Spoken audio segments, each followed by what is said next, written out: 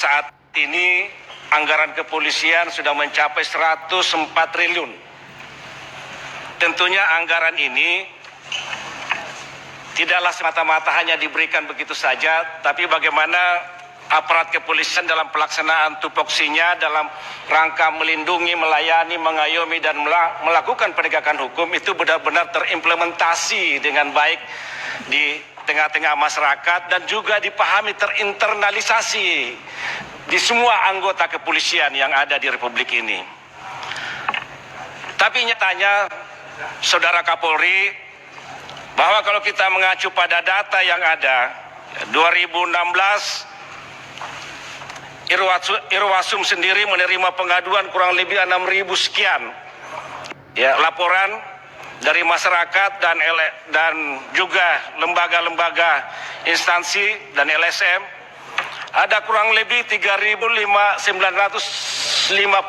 laporan itu tidak ditindaklanjuti dari 6.000 sekian. Kenapa? Lalu kemudian begitu pula di tahun 2018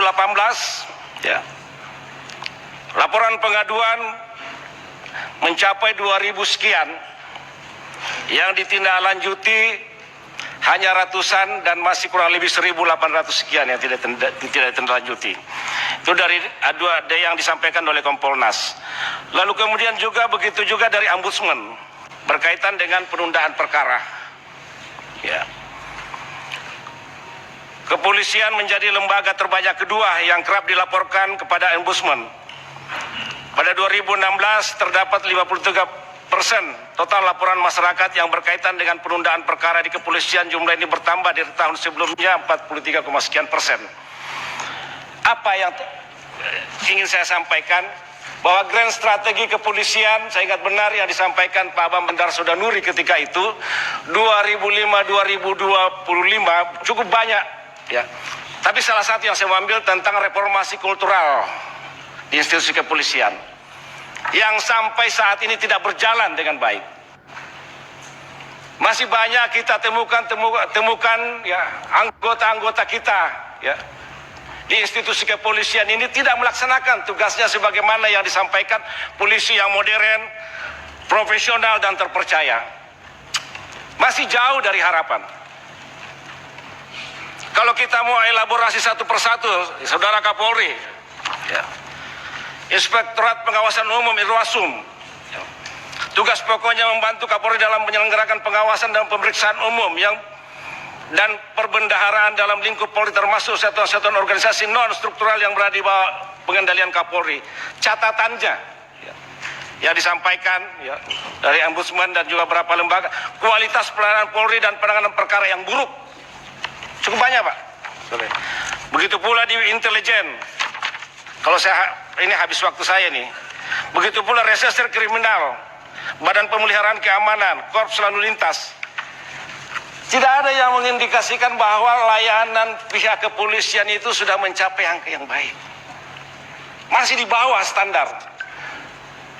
Nah, ini kan jadi introspeksi kita semua.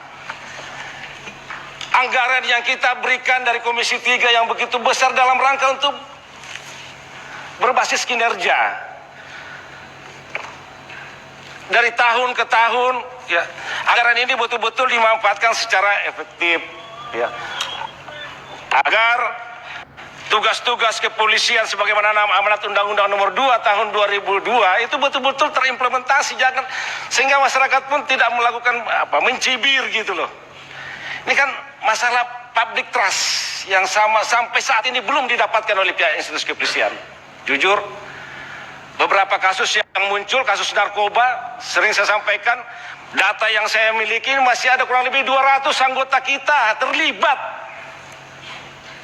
Apakah itu jadi bandar? Apakah itu membackingi para selaku pengedar dan sebagainya.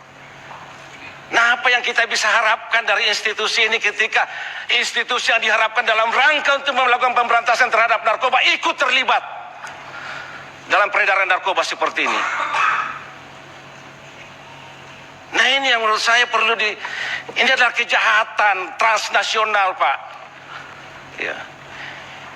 Yang sering saya katakan bahwa ini lebih kejam dari kasus korupsi karena ini menyangkut masalah keselamatan generasi muda kita.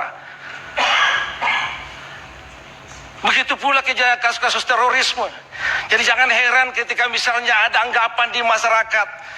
Kenapa saya dulu pernah berdebat dengan BNPT di sini? Saya minta lembaga ini dibubarkan karena tidak melaksanakan tugasnya dengan baik. Ya.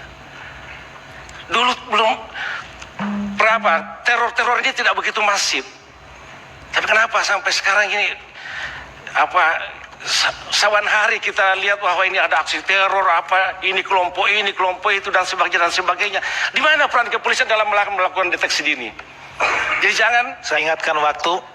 jadi kita pun muncul anggapan bahwa ini bisa jadi ini adalah by design, ini bisa jadi ini juga adalah proyek, ini bisa jadi juga ini adalah memang dibentuk.